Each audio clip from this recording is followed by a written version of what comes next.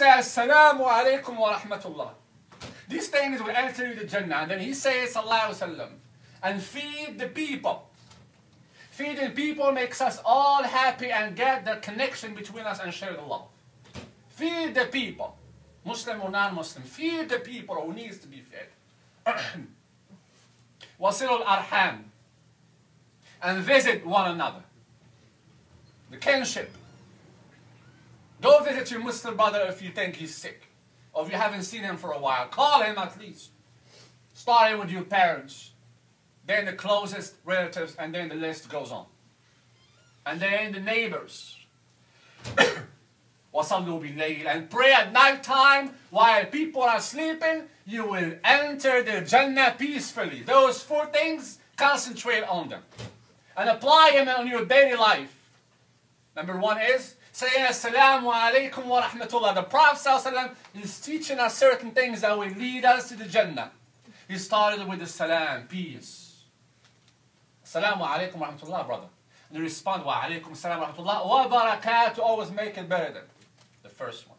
وَتَحِيَّةٌ بِتَحِيَّةٍ فَحَيُّوا بِأَحْسَنِهَا وَرُدُّوا خَيْرًا أو ردوها.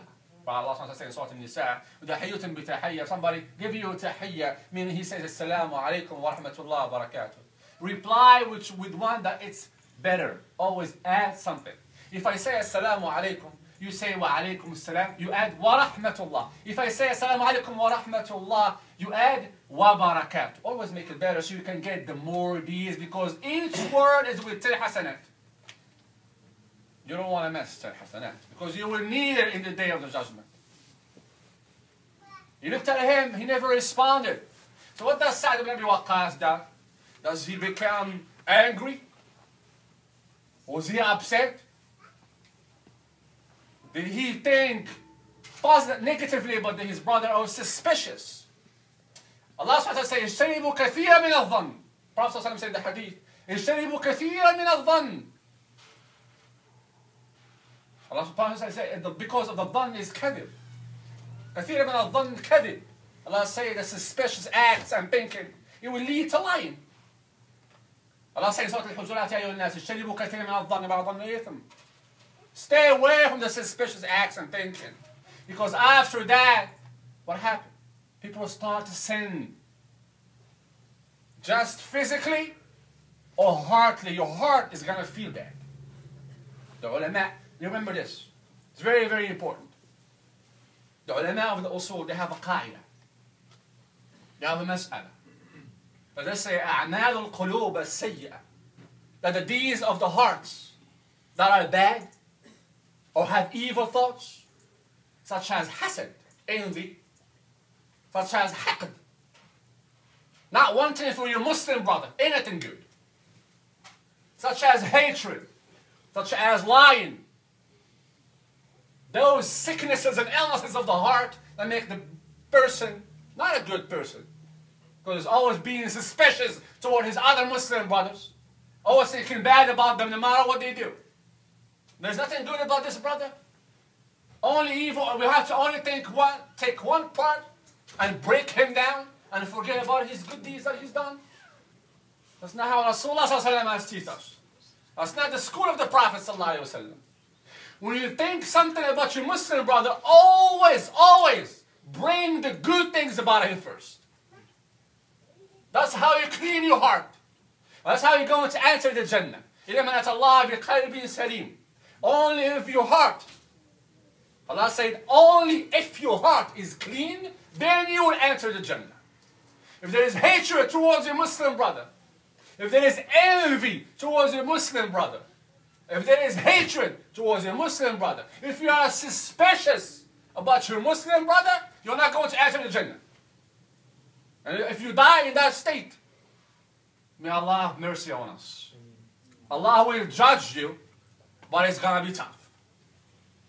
Why? Because we have a dalil. Why? We don't speak from the hawa, we speak with dalil. We speak with proofs. What does the Prophet ﷺ say about envy? Envy eats the good deeds. It eats away the hasanat. It eats away the hasanat. If you are envy toward your Muslim brother, love for your brother what you love for yourself. Just like the fire eats away the branches and wood. It's burning the branch and wood, takes it away, eat it away. That's how the envy, what is envy? Your brother is wealthy, mashallah. Your brother, Allah has blessed him with a nice family. Nice car, nice house, good job, alhamdulillah. May Allah guide him to use that wealth in the sake of Allah. But that's how it's supposed to be. And you are envy toward that brother. You want Allah to take that blessing away from him. And you want him to be broke and poor and needy, just like you.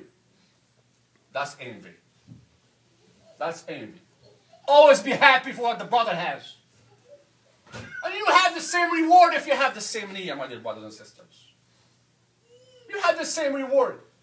If you have in your heart the niyyah, the salihah, that the brother is worth and is donated in the sake of Allah, he's building masajid, he's building hospitals, he's building nursing homes, he's feeding the yatama, the orphans, he's donating in the sake of Allah, and you have that niyyah in your heart.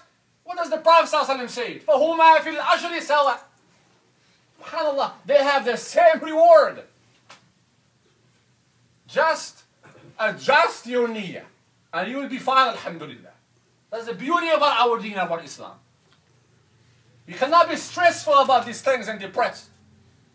Because stress will never gonna make you go to bed. One of the wise people have said, one of the Salaf al-Salih, our predecessors, big alim. He said the number one, Allah subhanahu wa ta'ala has created many creations. If we see a mountain is something big and strong. What can beat up the mountains? Iron. It can break the stones, right? What can break iron? Fire can melt it. What can beat up the fire? Water. And water was taken by the clouds. Who can control the clouds besides Allah? Wind. After the wind can make something weak as humans. Comes after the wind. The wind cannot, only unless it's a tornado or something. And us, who can defeat us? Alcohol. We don't know what we're doing when somebody is drunk. He doesn't realize what he's doing, what his status is. He's intoxicated. And he doesn't know what he's doing. Haram or halal, he doesn't know what he's doing. Alcohol takes away your brain. And what? Defeat alcohol. Sleeping. All they want to do is sleep. And what defeats sleep? Stress, ham, and depression. What can defeat stress? The book of Allah, Al-Quran. And the dua that the Prophet ﷺ has taught us to say morning and day. He saw a man in the masjid sitting at the time of night, at his time of salah. And the Prophet ﷺ told him, "What are you doing here?" He said, "Oh Rasulullah, I have debts. Cannot feed my family. I'm always stressed and depressed." He said, "Why don't I teach you a dua? If you say it, all these things will go away." Rasulullah ﷺ, "La yantiqu anil hawa, in illa wahyi yuha." The truth comes from Allah to the Prophet ﷺ. No doubt about that. Believe in that 100%. And again, your heart. Worship Allah with your heart before your parts, your body parts. The heart comes first. Everything you do, my dear brothers and sisters, please do it in the sake of Allah, no one else. Otherwise, it will not be acceptable. اللهم إني أعوذ بك ربي من الهم والحزن ومن العجز والكسل ومن البخل والجبن ومن غلبة الدين وقهر الرجال. He told him this dua, and he said, Wallahi, in 2 weeks, Allah subhanahu wa ta'ala has paid off my debt. By a servant of Allah comes by and says, I will pay off all your debt. You know what Allah subhanahu wa ta'ala is going to do for you? كلكم راع وكلكم مسؤول عن رعيته. All of you are shepherds. And all of you will be asked for your ra'iyah and your flock. Then Sa'd ibn Abi Waqqas, when the Uthman never responded back to him as salam, he never thought suspiciously about Uthman. He never thought negatively about Uthman. No suspicious thoughts. He went straight to the Muslim leader, to the Imam, to the Amir al-Mu'mineen, to the leader of the believer at that time, Umar radiallahu anhu. May Allah be pleased with that man. He said, "Oh Umar," and he was nervous. This is just a salam. Not a major thing, but for them, the Sahaba who lived with the Prophet ﷺ, it's a major thing for them. Us saying salam now is like something weird and strange. You go in the mall, you don't even know what the brother is Muslim or not. Because he doesn't have a beard. And the way he dresses up. And the sister also, there's no hijab. She's walking by, you don't even know how she looks like. She's a Muslim or not. What are we missing? We're Muslims, we have an identity. Allah subhanahu wa ta'ala describes us as Muslims, that we are peaceful, we have to follow the sunnah of the Prophet ﷺ. And the sisters have to wear hijab all the time when they go out the door of the house. So if you see someone who says, "Assalamu alaikum wa rahmatullah, sister," and you share the hasanat, and that's what keeps us Muslims. Oh Umar, is something happening to Islam? Listen what Sa'd ibn Waqqas said. He said, "Oh Umar, did something happen to Islam?" Umar told him, "No, not that I know of. What happened, Sa'd?" He said, "I was walking in the street of Medina. I looked at Uthman, face to face, eyes to eyes. I said, 'Assalamu alaikum wa rahmatullah, Uthman.' And he looked at me, and he looked at my eyes, and he never said, 'Wa alaikum assalam wa rahmatullah.' What is happening, oh Umar?" He said, "Call Uthman." Umar said, "Call Uthman." Uthman came. Umar told him, this really happened, and that's how Umar was. When everybody brings him a news, he doesn't judge immediately. He takes his time. Again I say.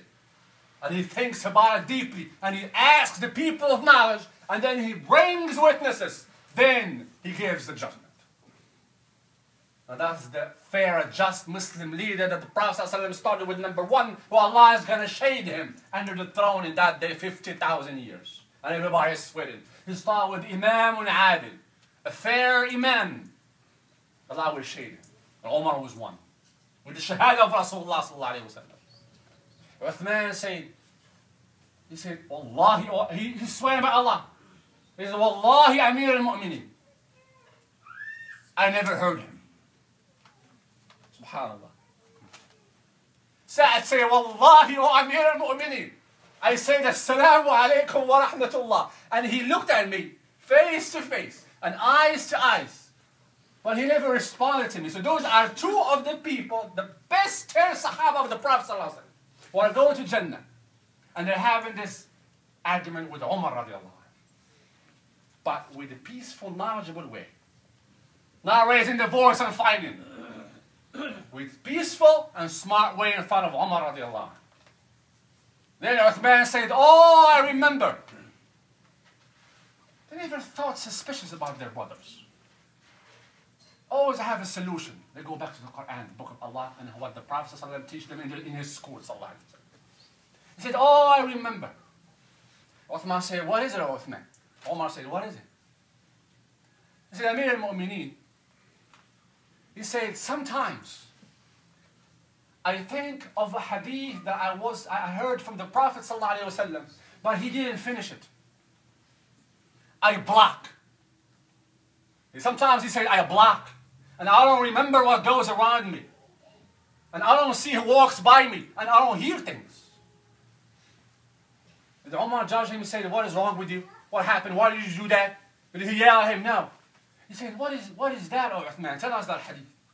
He said, the Prophet ﷺ one time, we were sitting me in front of him, and he was standing, and he said, Dua the and then Arabi came, and then he took away the Prophet ﷺ. Then I was waiting what the dua is. The Prophet ﷺ was in the masjid, and he said the dua of the noon, supplication of Yunus. And then he stopped. He didn't say what it was. Uthman was anxious to know what is that dua. A Bedouin, people from the country